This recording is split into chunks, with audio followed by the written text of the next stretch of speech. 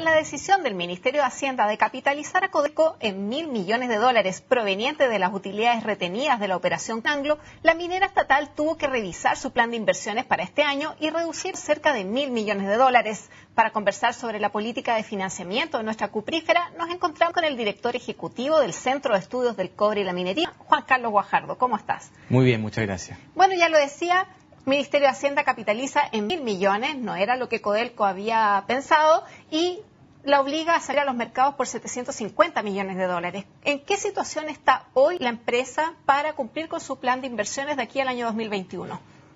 Codelco tiene un plan de inversiones inédito en su historia, el más grande por lejos que ha debido enfrentar. Estamos hablando de orden de $30.000 millones en los próximos años.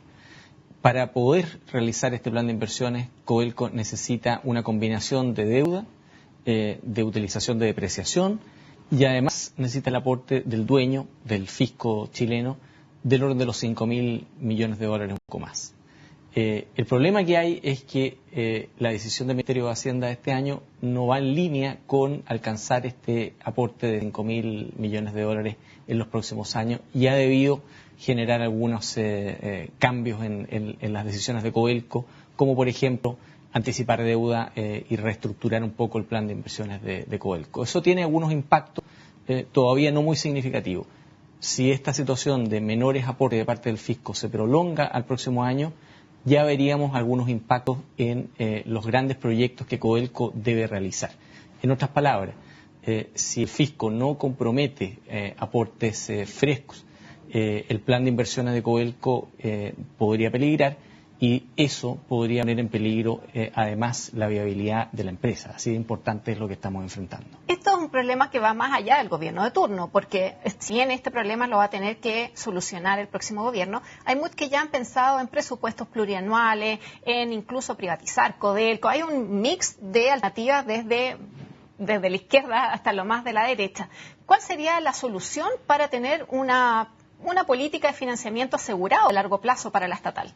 Efectivamente, la situación de Codelco hay que entenderla de esa forma. No es posible analizar esta decisión y esta coyuntura de Codelco en base a lo que ha ocurrido en este instante. Lo que hay acá es la necesidad de entender a Codelco como una empresa que debe ser gestionada de manera competitiva, como sus pares en la industria, como las grandes compañías mineras. Y para eso, el año 2009 se hizo una reforma a su gobierno corporativo que permitió darle a su gestión un marco más independiente de los gobiernos de turno.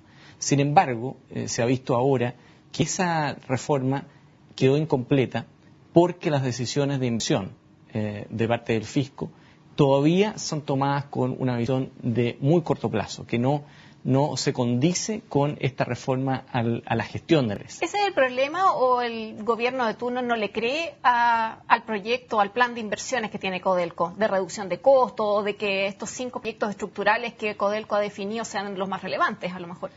Yo creo que el Ministerio de Hacienda tiene sus razones para haber tomado una decisión que no va en línea con lo que se esperaba.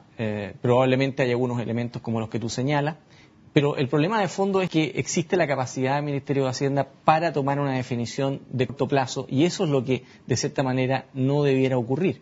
La institucionalidad del financiamiento de Codelco debiera estar regida por un criterio de largo plazo, más allá de la capacidad de decisión que tiene el Ministerio de Hacienda. ¿Y para eso qué hay que hacer? ¿Hay que reformar la ley de financiamiento, la ley de gobiernos corporativos? ¿Qué habría que hacer? Lo que nosotros pensamos es que es necesario perfeccionar la ley de gobierno corporativo en dos ámbitos. Primero, establecer un criterio de financiamiento de largo plazo para la empresa y segundo, permitir que la empresa tenga mayor capacidad de manejar sus conflictos laborales en el marco de su propia administración, que estos conflictos no vayan más allá al ámbito político.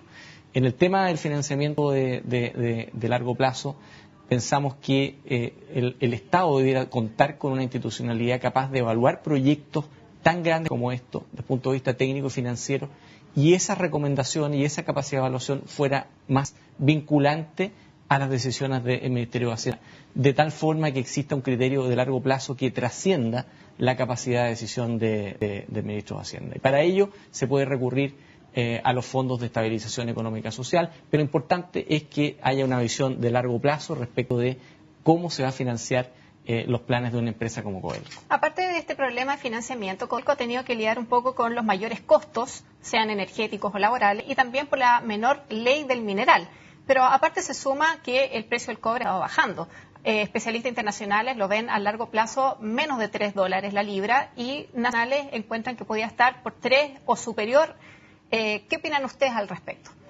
Bueno, efectivamente se ha armado una pequeña discusión respecto a eso. Los expertos chilenos tienen mucha información sobre el mercado del cobre, es importante decirlo.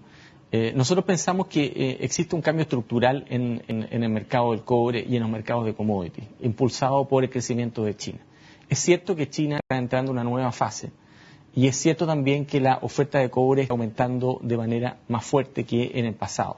Sin embargo, todavía hay elementos que nos hacen pensar que el precio del cobre debiera comportarse sobre los promedios históricos en los próximos años, por lo menos en alguna cantidad. Eso no significa que uno debe pensar que el precio del cobre va a estar eternamente por sobre los $3 o que hay que despreocuparse de factores como el control de costo. Es muy importante fijarse en la competitividad y preocuparse y controlar estas variables. Pero en lo que tiene que ver con el precio del cobre, tampoco hay que caer en un pesimismo tan grande como el que se ha visto en los últimos meses, porque hoy estamos... Bueno, de hecho, muchos nos aquí alarman diciendo que se acabó el superciclo de los commodities. Yo creo que hay que tener un poquito de paciencia. Estamos hoy en 3,4 dólares por libra. Se pensaba que nunca más iba a volver a estar sobre 3. Yo creo que hay que mantener la calma. Es verdad que hay una presión a la baja en el precio, especialmente en los próximos 2 años, pero si uno mira más allá de eso, es posible que el precio del cobre tenga otra vez factores de sustento para ser más optimista. Por lo tanto, creo que todavía la historia del superciclo tiene algunos capítulos que contar. Para continuar, el próximo lunes van a, supongo, analizar este tema. Ustedes tienen un seminario con la Bolsa de Londres, ¿no? Efectivamente, el próximo lunes en el W Santiago tenemos un seminario sobre el mercado del cobre, precisamente porque se ha instalado una incertidumbre, como tú señalabas. Nos pareció muy oportuno hacer una reflexión de muy alto nivel. Tenemos a especialistas internacionales y tenemos a Tomás Keller, presidente de Codelco, y a Diego Hernández, presidente de Antofagasta Minerals, para tratar sobre este asunto, hacer un análisis a fondo, sobre todo porque en este momento es cuando se definen las expectativas para el año 2014. Entonces pensamos que este seminario va a ser un insumo muy importante para todos los que consideran que el precio del cobre es una variable importante en sus decisiones. Variable importante sobre todo para el presupuesto, dado que limita el gasto fiscal. Bueno, Juan Carlos, te agradezco mucho que hayas venido a conversar este tema con nosotros. No, muchas gracias a ustedes por la invitación. Bueno, y con este análisis del precio del cobre despedimos una nueva agenda económica. Los invito a seguir en CNN Chile.